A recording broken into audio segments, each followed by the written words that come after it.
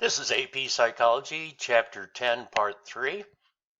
Now what we're talking about is overconfidence, intuitive heuristics, confirmation of beliefs, and the inclination to explain failures increase our overconfidence. Overconfidence is a tendency to overestimate the accuracy of our beliefs and judgments. At a stock market, both the seller and the buyer may be confident about their decisions on the stock. Exaggerated fear, the opposite of having overconfidence, is having an exaggerated fear about what may happen. Such fears may be unfounded. The 9/11 attacks led to a decline in air travel due to the fear of being hijacked and turned into a weapon. Framing decisions.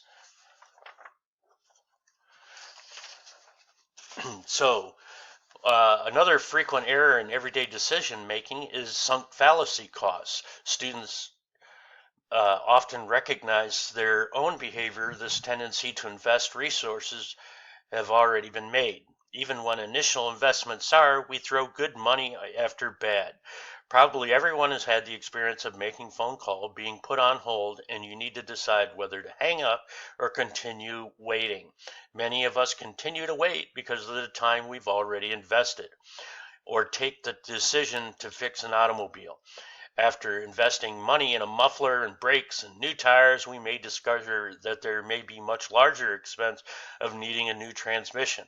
Because we've already invested so much money in fixing the car, we feel trapped into replacing the transmission rather than buying a new car.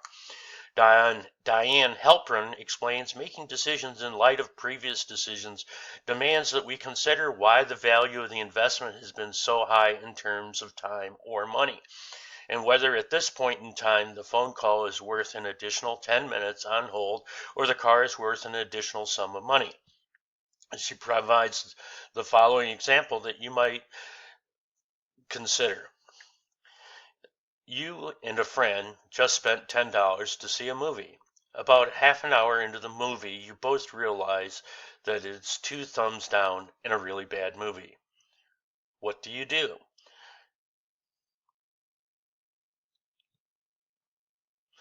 Those who indicate the investment of $10 is a good reason for staying demonstrate the sunk cost fallacy. The $10 is gone regardless of what one now decides, so it's actually not relevant to the decision of staying or leaving. Staying means not only enduring a bad movie, but missing out on the pleasurable activity that one could be doing instead of watching the bad movie. Thus, there are dual costs of staying, seeing a bad movie, and missing out on a better activity. Halpern indicates that the sunk fallacy cost, or entrapment, are often found in government budget hearings. One example she cites is the argument in favor of continuing to support the development of MX missile. The millions of dollars that have already been invested would be lost if we decided to discontinue the project. Politicians aim to minimize the appearance that they have wasted money by continuing to fund projects that may be discontinued. If more of us were sensitive to sunk costs, we might save valuable resources that could be put to better use.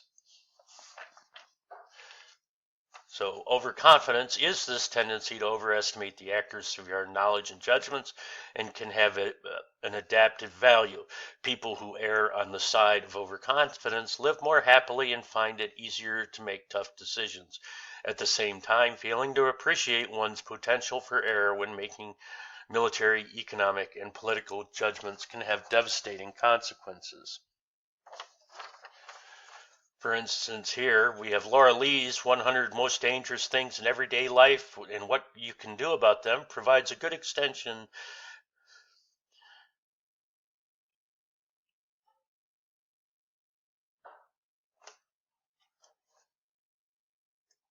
Lee notes that human beings tend to overestimate the danger of rare, vivid events while disregarding the dangers of everyday life, commonplace events. Here are a few of the latter that you might consider. Books. Each year there are 10,683 U.S. citizens lose their battle with the U.S. Consumer Product Safety Commission's National Electronic Injury Service System called books, magazines, albums, or scrapbooks. Another 1,490 are clobbered by magazine racks or bookends. What's happening? Karen Miller of the American Library Association explains, I could offer up things like broken toes and books fall, losing one's balance when reaching for books on repetitive stress from shelving them. Magazines could also become dangerous if the staples are loose and scrape the skin. Back injuries from moving overloaded books is common. Heavy school bags are also a common problem. In 2003, a Hong Kong schoolboy died when his heavy book bag pulled him over the railing of a high rise apartment building. Chairs, another dangerous item. Chairs are 13 times more likely to cause injuries as chainsaws. More than 410,000 Americans have seating mishaps each year. Most injuries from falls as people. For example, lean back too far in their office chairs. Most lower back pain is caused by long stretches of chair sitting, and 5 children met their deaths by unzipping beanbag chairs, crawling inside, and suffocating. Cotton swabs. Cotton swabs. These bathroom tools send more people to the hospital than razor blades or shavers. Why? Contrary to the directions on the package, people use them to clean their ears. Experts claim that using cotton swabs to remove earwax is like using a broom on a dirt floor. You merely move things around. The swab pushes the gunk farther down the ear canal and it causes a bigger problem. In between 92 and 97, more than 100 people in the United States experienced serious eardrum injury as a result of cleaning their ears with swabs. Hospitals. Deaths attributable to hospital-acquired infections kill more people annually than car crashes and homicides combined. In fact, 1 of every 20 people who enter a hospital leaves with an infection he or she did not have before they entered the hospital. Infections affect nearly 2 million people each year. Between 20,000 and 90,000 die from them. Natural floods. Natural foods. Healthy fruits and vegetables, even those grown without pesticides, contain cancer-causing nitrates. The National Academy of Science reports that 72% of nitrate exposure to the mouth and esophagus comes from vegetables, and only about 9% comes from cured meats.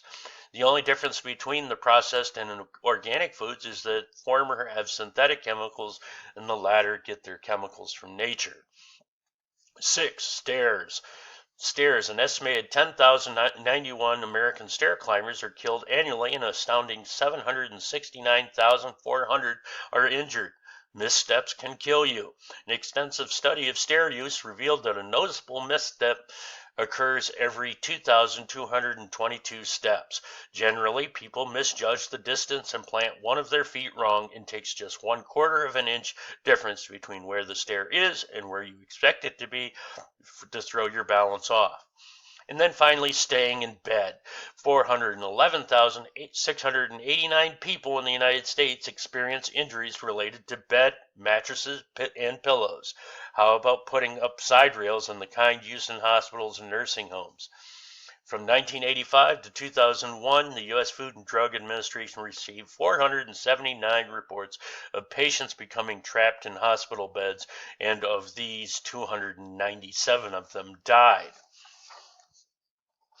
So the same issue presented in 2 different, but logically equivalent ways can elicit quite different answers. This framing effect suggests that our judgments and decisions may not be well reasoned, and that those who understand the power of framing can use it to influence important decisions.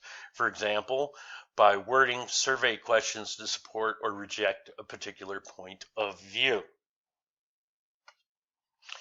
The tendency of one's pre-existing beliefs to distort logical reasoning by making invalid conclusions. God is love. Love is blind. Ray Charles is blind. Ray Charles is God. We show belief bias in our reasoning, accepting as more logical those conclusions that agree with our beliefs.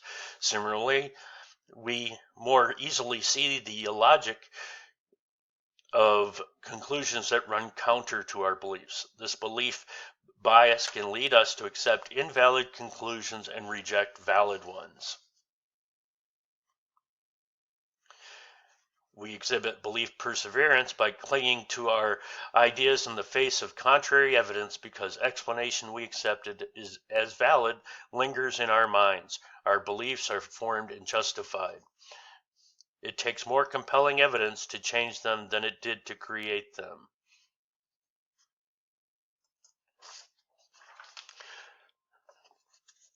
Although human intuition is sometimes perilous, it can be remarkably efficient and adaptive. Moreover, it feeds our creativity, our love, and our spirituality.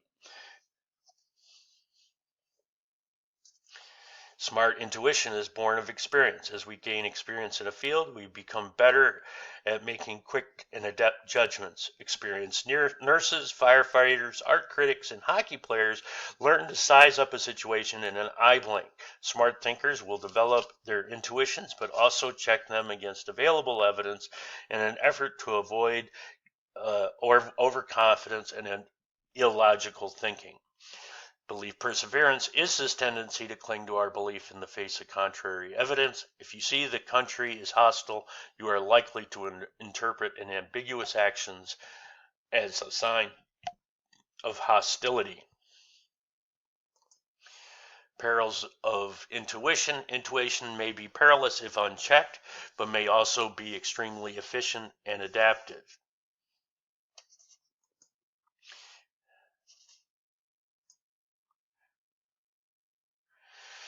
So now we're going to talk about the basic structural units of language. Language is our way of combining words to communicate meaning.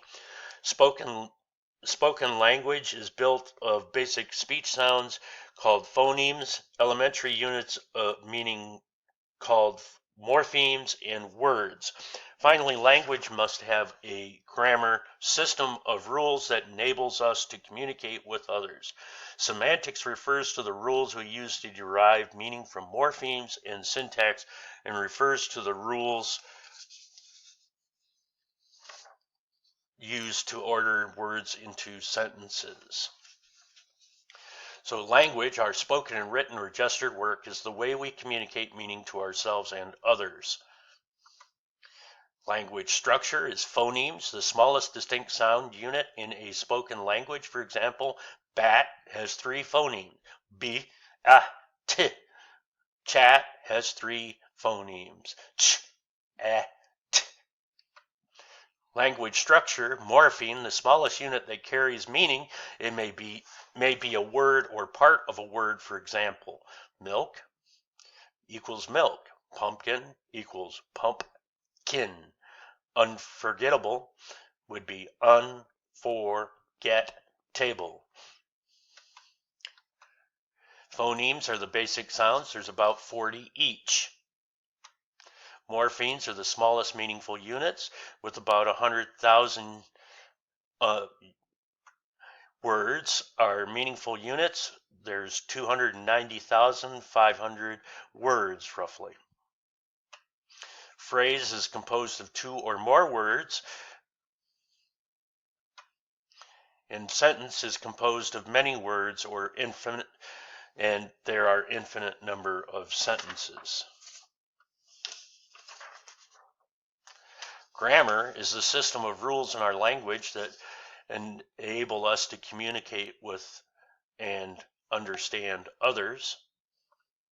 Semantics is the set of rules by which we derive meaning from morphemes, words, and sentences. For example, the semantic rule tells us that adding ed to the past word laugh means that it happened in the past.